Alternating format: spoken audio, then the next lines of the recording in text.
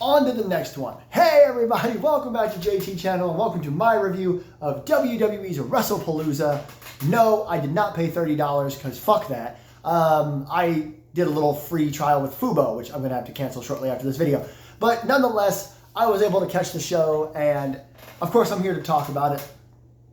Half the matches of All Out for 1 and for 2, no crazy in-between segments that I feel like I need to talk about. So I can spend a little more time talking about the matches if I want to, but we'll see. This video will probably be about half as long, if not less. So let's get right into it. The first matchup absolutely fucking sucked. I am not going to hold back on this video. I feel like I need to be completely authentic with you guys. I hated this opener. Brock Lesnar versus John Cena, and Brock Lesnar won after 6 F5s, and then he came back, F5 the referee, and hit another F5 on John Cena. Why we felt the need to hit John Cena with 7 F5s during his retirement tour, I will never know. Nobody can convince me. Nobody can give me a common sense reason. There was more than just the F5s. Like, there was German suplexes, and did Brock do other stuff? Clotheslines, I guess. Okay, so let me give you a little story about myself. I'm so sorry. I hope you all can hear me. I really do. I can't stop my daughter from making noise. Back in 2014 at SummerSlam, which was in LA, I think, I went to SummerSlam 2014. Do you remember what happened at that SummerSlam? 14 or 13. It was when these two faced off, and Brock Lesnar hit like 16 German suplexes and a bunch of knees to the face and a bunch of F5s, and people were saying, oh, it was the most brutal beatdown. Everybody loved that match. I can't fucking stand it. I was there live, and I felt like I had money stolen from me. I was so mad, right? This is a true story. I had a U.S. title belt. A little, not a replica, it was a toy U.S. title belt that I brought with me. I left it. I stormed off from my seat without my belt. Realized I had forgotten it. Went back, and it was gone. Someone had stolen it by the time I went back to grab it. That's how mad that match made me. It was stupid, and I hate it. I don't mind. I don't mind squash matches. It's not a secret. I've mentioned squash matches before on this channel. I'm like, hey, this upcoming match of this pay-per-view could probably be a squash match. But I didn't get the John Cena Brock Lesnar stuff then, and I certainly don't get this now. I said it during my predictions. John Cena should only lose twice this year. To Cody Rhodes, which he already did, get the title back, and to whoever they're going to strap a rocket to in December at Saturday Night's Main Event or whatever, which again is another decision I don't like. John Cena's last match should be on pay-per-view, not NBC. But I'm in a mood. This video is going to be a lot different than the All Out one. I'm telling you that right now. I was fine with this match when it started. Let me say that much. Now that I have more ranting to do, but let's take a break. When the bell rang, I was like, cool. Brock Lesnar, John Cena, let's see what happens, right? When it ended, I just didn't understand. Like, Cena did the shoulder tackles, I think, maybe, and then hit an AA, 1-2 kick out, and then it was just F5, F5, F5, F5, F5, F5. Cover, F5. I did not understand it. I had to step off, I'm sorry. Point is, I just didn't get this at all. I don't want a rematch, and with it being John Cena's retirement tour, he should probably get a rematch. He probably shouldn't be losing, and if he does, he should face the person again. Not Brock Lesnar. He's got like 5 shows left. I think like 2 Raws and 3 pay-per-views, or 3 Raws and 2, I don't know. Might only be 4 dates left, actually. Point is, it's just dumb. It's just dumb. We could have done anything else with John Cena right now. He could have wrestled somebody new. He could have wrestled AJ Styles. This was dumb. I hated this. I hated all of it because not just because the match was just horrendous, but from a story point of view, there is nothing going on. Brock Lesnar returned at SummerSlam to attack John Cena. Then John Cena went off on a completely different feud. Didn't address Brock Lesnar. He went to fight Logan fucking Paul, someone else who shouldn't have been on John Cena's retirement tour list. Then Brock Lesnar comes back again, and then they keep going to Raw and SmackDown, different shows, yelling at each other. And then we have this absolutely horrendous, short, terrible, awful match that, again, from a story point of view, doesn't make any sense because now either Brock has to go do something else, which he's not going to do. He's probably just going to disappear from TV because that's what Brock Lesnar does. Or we have to do a rematch, which I don't want. So, yeah, I guess I'll stop there. This was bad, period. If I ever decide to relive the first Wrestlepalooza, if I'm like, oh, we're doing Wrestlepalooza every year now. If I decide to rewatch this, I will not watch this match. Point, period, end of conversation. However, Brock Lesnar does defeat John Cena, and I at least need to tell you that much. Up next is a match that not only was way better than expected, but easily the match of the night for my money. Well, tied for the match of the night, I should say. A match that ended up being tied for match of the night. It was the Usos versus Braun Breaker and Bronson Reed, a.k.a. The Vision. And before the show, Adam Pearce had decided that he needed someone who could be a little unbiased and just kind of let these guys do what needed to be done. The guy who's a little bit angry. I think he literally said a guy who's a little bit pissed off at all of these guys, except maybe Jimmy Uso, and that's L.A. Knight, guest referee. This was really good. You can see, if you're looking, there's a table in the corner, there was chairs. This was a really good... Sorry, I got distracted. This was really, really good. Basically, by the end of it, LA Knight had let everybody just do whatever they want. At first, he was trying to stop the Vision from using weapons, but was letting the Usos do whatever they want. Eventually, he just kind of shrugged and was like, well, I guess I don't give a shit at all. Lots of great spots, dives, brawls. LA Knight and Jey Uso's story kind of continues, but Jey just kept getting close to hitting him, but always stopped. The part that was scary, I should say, is that at one point Jey went to swing a chair, I think at Braun Breaker. Braun moved, and Jey had to pull the chair back so he didn't hit LA Knight, and he clearly clipped himself in the top of the head because he started bleeding. But it just added to the match, really. After that, Braun and Bronson started really beating down on him. There were a couple of other really big spots. I can't remember all of them, of course. People went into chairs. People were hit with chairs.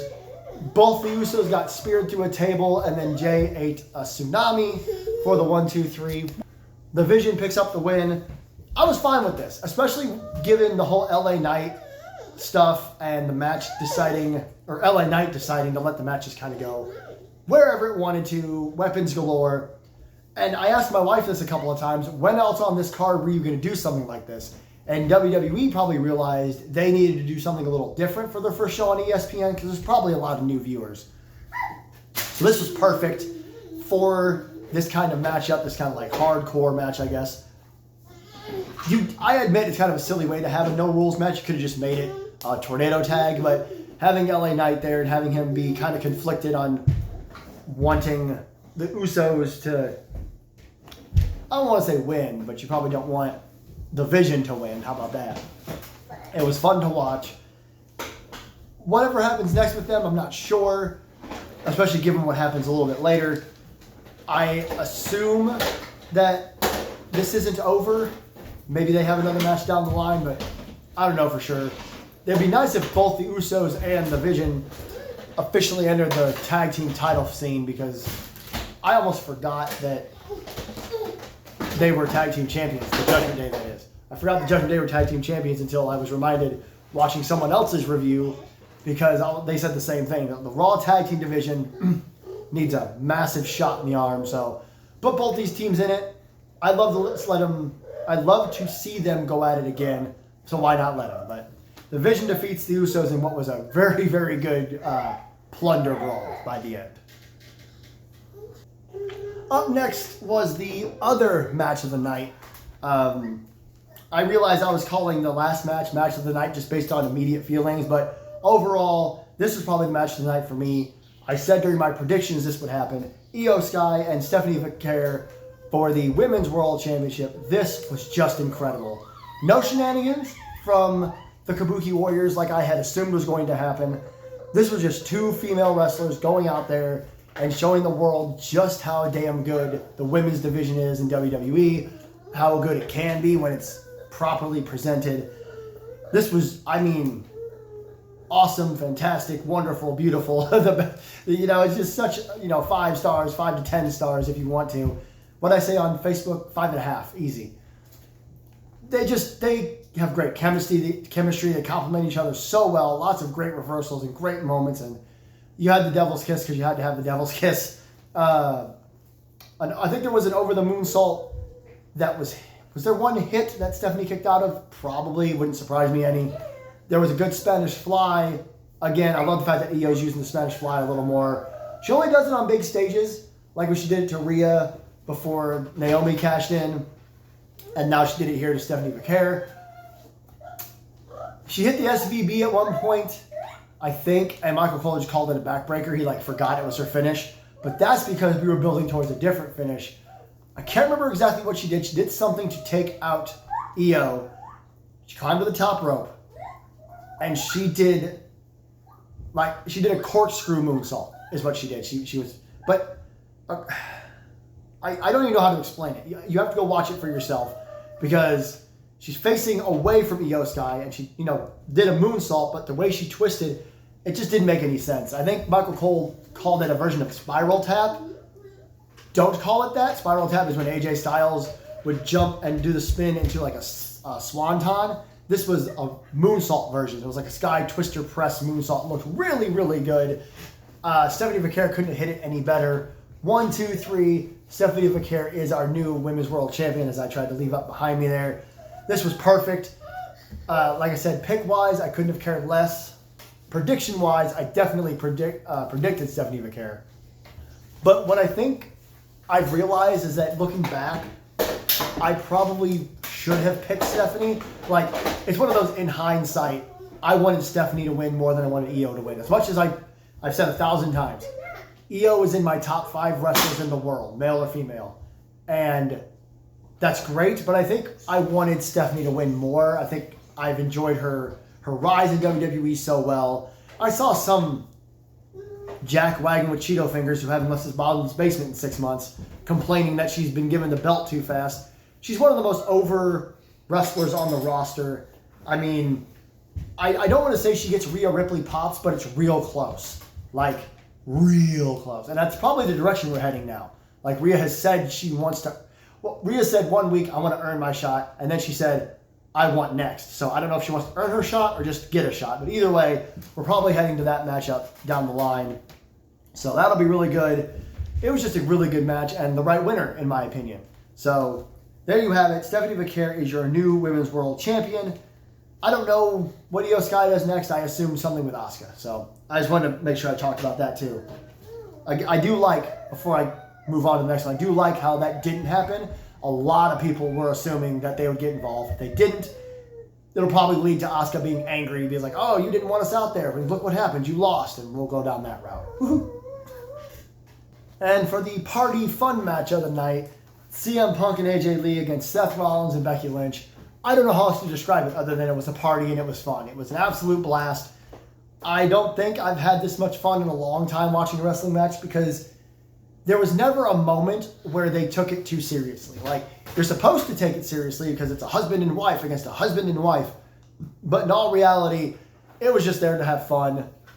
My favorite recent rumor, I wouldn't call it a rumor, but it came out about 2 weeks ago, right around the time AJ Lee was about to return. Maybe even before that. But it came out that apparently CM Punk and Seth Rollins have actually buried the hatchet very well. They're really good friends now. They hang out a lot backstage. And they talk, matches and stuff. I think some wrestlers have caught them watching tape together, which doesn't surprise me because during this match, there was a straight up Shawn Michaels sequence from CM Punk. No questions about it. It was an atomic drop, chop, and then top rope axe handle smash. I know I saw old school Shawn Michaels do that. So it was really cool. You can tell that they're all friends because the saying that I learned from Triple H and Shawn Michaels is you never hit anyone as hard as you hit your best friend. The first move of the match, the first real move of the match was CM Punk diving at Seth Rollins, and Seth threw himself into the announce table so hard he had a bruise for the entire rest of the match. It was just a big red mark. It was big. That it was just because he knew he had to sell. Again, some jackwag is going to be like, well, it's because it's CM Punk and he's blah, blah, blah. Shut up. CM Punk doesn't have creative control. Seth and Punk are friends. And you could tell throughout the match that they were, of course you're going to have fun working with your spouse. Lots of really good moments, I suppose. Lots of teases of, oh, I'm going to do your move or you're going to do my move or blah, blah, blah. My favorite spot of the match by far, well, there's a couple. I loved how CM Punk kept refusing to hit Becky Lynch, but he eventually put her in the sharpshooter. I mean, Becky put him in the sharpshooter, and then he reversed it, put her in the sharpshooter. I loved when Becky was trying really hard to hold CM Punk's foot so he couldn't tag, and he just stared at her like, right, so tag. It was really funny. But the best part was they were on both announce tables, men on one, women on the other, and eventually they were like fighting to see who was going to do what. CM Punk picked up Seth Rollins to do the GTS on the announce table, and Becky took AJ Lee and threw her at CM Punk, and the announce table just collapsed. So Becky Lynch essentially threw AJ Lee into CM Punk while he was holding Seth Rollins, and the table just went down. But in the end, as you can see from here, this was a cool sequence. Becky went for the banhandle slam, and in midair, AJ Lee did the thing, the twirl around or whatever, caught her in the what is this? The Black Widow, I think is what it's called. And Becky had no choice but to tap out. Fantastic match. Again, tons of fun. Lots of another funny part was CM Punk and Seth Rollins kept running at each other fighting, and eventually Becky and AJ separated them and said, we got this. Then they started brawling, and then Seth and Punk started brawling anyway. Just really good stuff overall. Also, one of the pages I follow on social media pointed this out. Seth and Becky were wearing the colors of suicide prevention, and CM Punk and AJ Lee were wearing pride colors, because of course they were. So that's cool as well. The colors of their gear were trying to send messages for certain very important things, especially in our country right now. So I don't talk about that stuff very often, but those two things specifically are very, very, very important to me. Now that I saw it, I'm not going to unsee it. Speaking of colors of outfits, you got to go see Becky Lynch and Seth Rollins' entrance gear.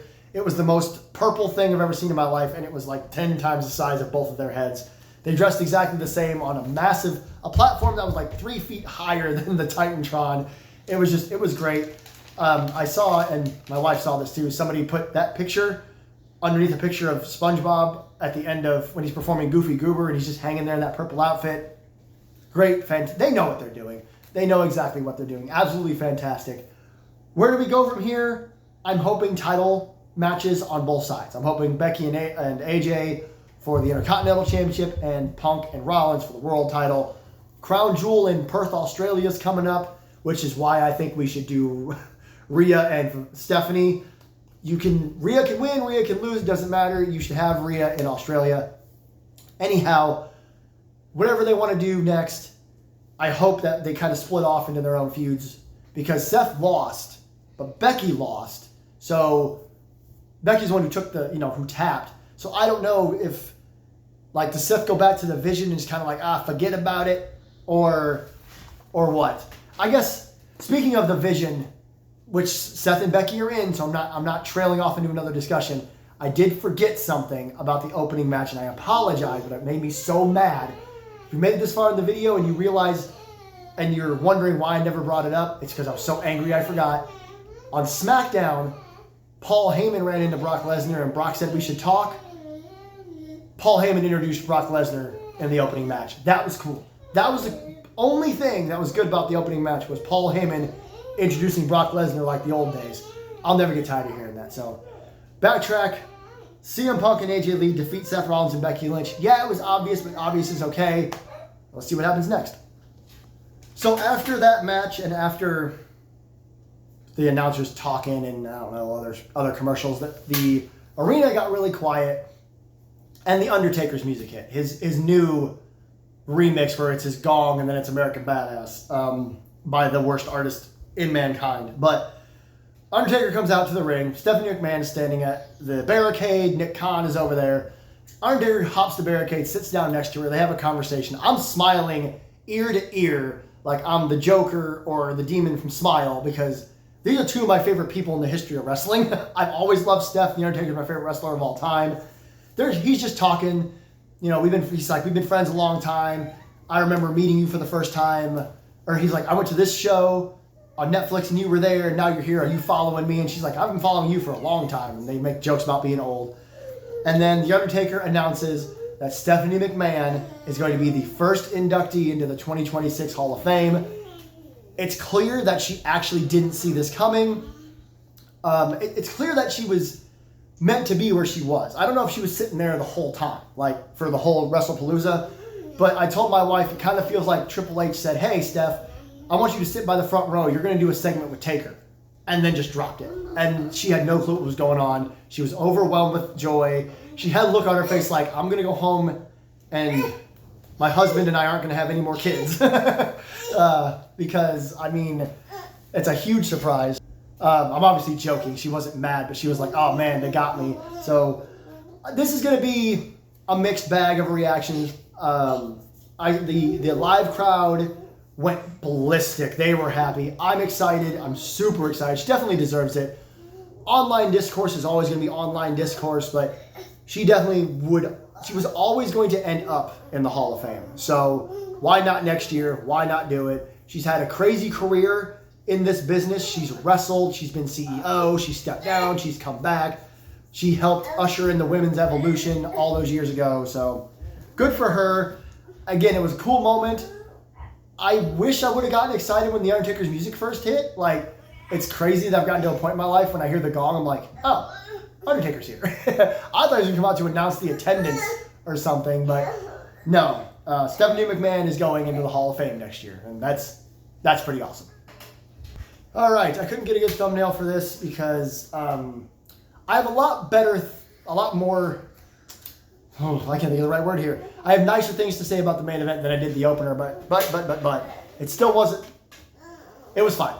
Cody Rhodes and Drew McIntyre for the WWE Undisputed Championship. No jeopardy whatsoever.